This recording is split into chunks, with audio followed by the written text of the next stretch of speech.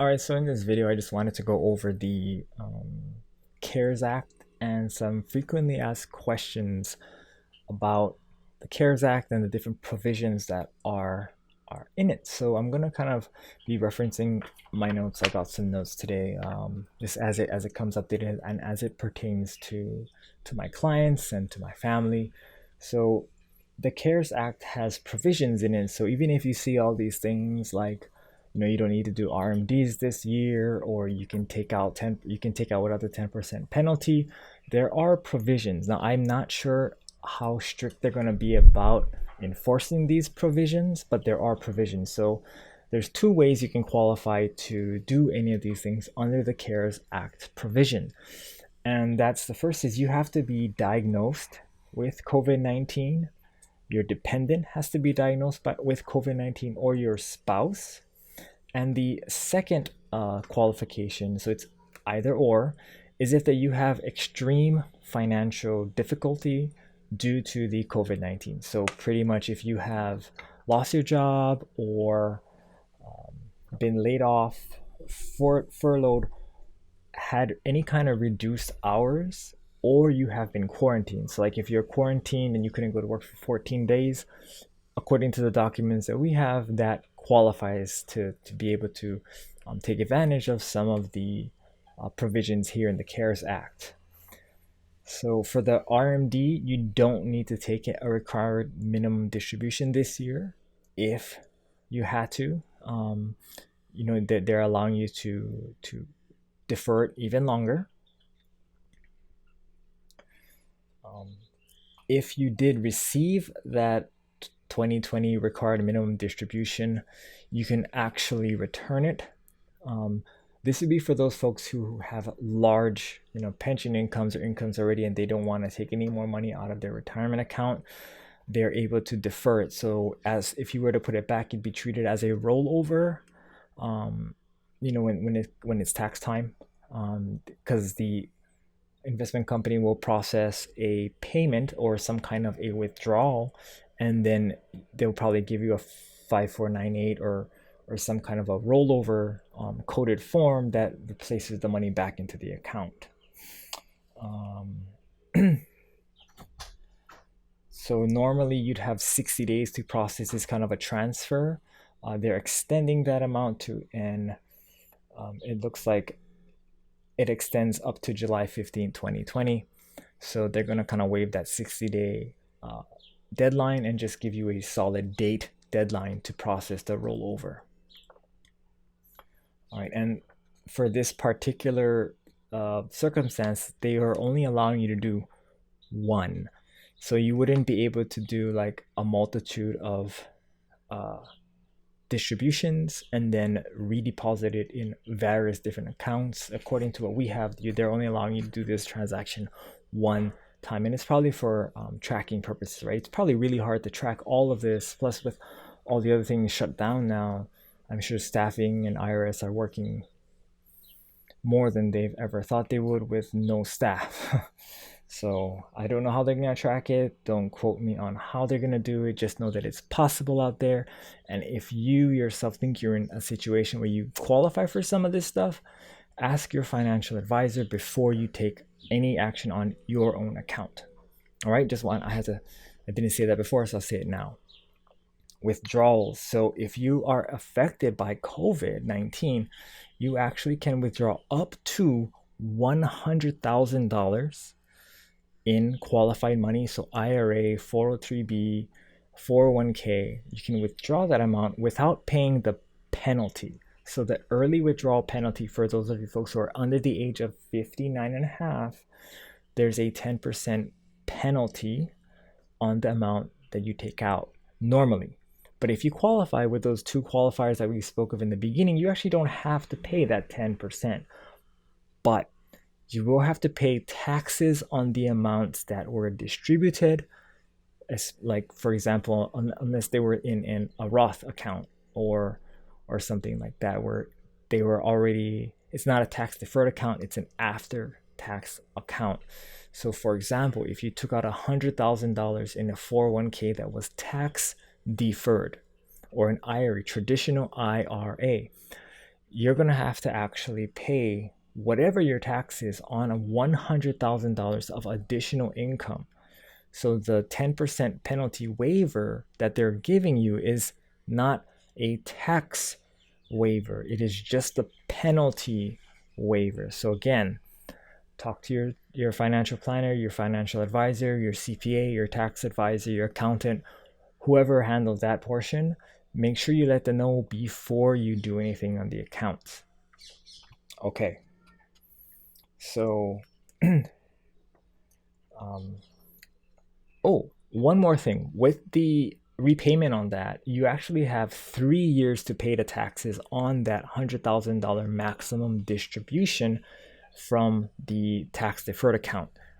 What that also means is you have 3 years to pay it back. So if you're taking this account or this loan, or not a loan, sorry, this distribution due to the current circumstances, but you want to pay it off in the future, you want to put that money back because you want the tax deferral, you can do that, and you have 3 years to do that.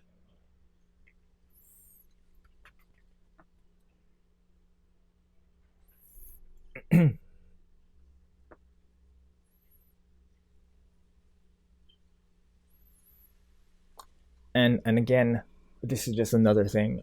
If you are pulling things out of like an annuity or a life insurance, the penalty only applies to the tax penalty levied by the IRS due to early withdrawals. This does not at all negate any surrender charges or any surrender fees or processing fees that an annuity or a life insurance policy might have, or if you're part of any kind of a illiquid investment in your retirement account.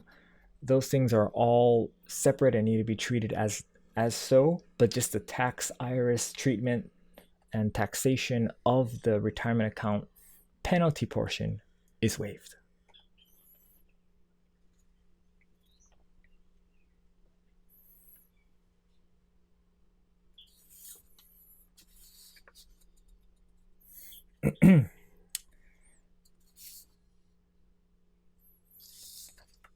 Now, for the 403b loan provisions that exist in 403b plans, you can actually take out up to $100,000 in a loan, provided you have at least that much in your 403b account, or up to 100% of whatever the vested balance is.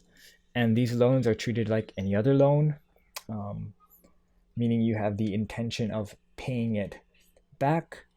And the good thing about these loans, for most companies, you got to check again, call your financial advisor to make sure it's not different for your particular circumstances, the products that you're in or the investment account that you're in, IRA, Roth IRA, etc. Make sure that this applies to your account. I'm just giving you kind of general knowledge on what's coming out as far as the CARES Act and how it affects some of the products that I work with, some of the clients that I work with. So the loan can be taken once per year for the 403b, and you don't have to start repaying it until 1 year after you took out the loan. So what that means is that if you took out a loan earlier, before the CARES Act came out, and then you qualified for the CARES Act provision, one of those two things again, either COVID or financial disaster due to the COVID-19, you can actually ask for an increase. So let's say you had $200,000 in your 403b account. You loaned out $10,000. And then the CARES Act came out and you lost, or you got furloughed. You can now increase that loan amount just once up to $100,000, and you have until September 23rd, 2020 to do so. And again, check with the product that you have, check with your financial planner. If they don't know what is going on, just voice some concerns that you heard you might qualify for being able to get some of the CARES Act new provisions, new rules that came out, and just find out, because it's very important. If you really need those funds are now accessible. And remember, it is a loan. So for the 403b loan versus 403b withdrawal, the loan provision has to be repaid. So if you don't think you're going to be able to repay the loan, I would suggest maybe taking out the withdrawal, because right now anyway, you can get away or waive that 10% penalty that the IRS is levying on you. If you took a loan out and you didn't repay it back, you still would be liable for the tax penalty for an early withdrawal if you are under the age of 59 and a half. So lots of ifs, lots of different circumstances. So be sure to ask your financial professional and your tax accountant and your CPA to make sure you know, or they know what circumstance that you have, because it could be all different. I mean, the hardship withdrawals exist normally, but in this case they're kind of being pumped up. Normally it's $10,000 max. It's been 10 times that amount. Now it's $100,000. So if you do need the money, and people do need the money, make sure you know how you're getting access to it. If you qualify for any kind of tax penalty waiver, then you take advantage of it. And when you do talk to your advisor or your account manager, they have to code it in a certain way. If not, same rules, same old rules apply. So just make sure that all those boxes are checked off before you do it. And I'll go ahead and link the CARES Act in the description below.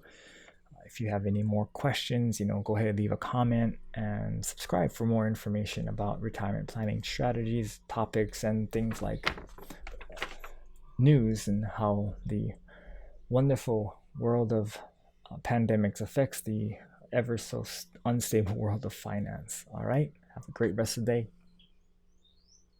Hope you enjoyed today's video. For more resources on retirement planning topics like Medicare, Social Security, and retirement assets, be sure to subscribe and check back here from time to time for up-to-date resources on retirement planning. Thank you for watching. Have a great day, and God bless.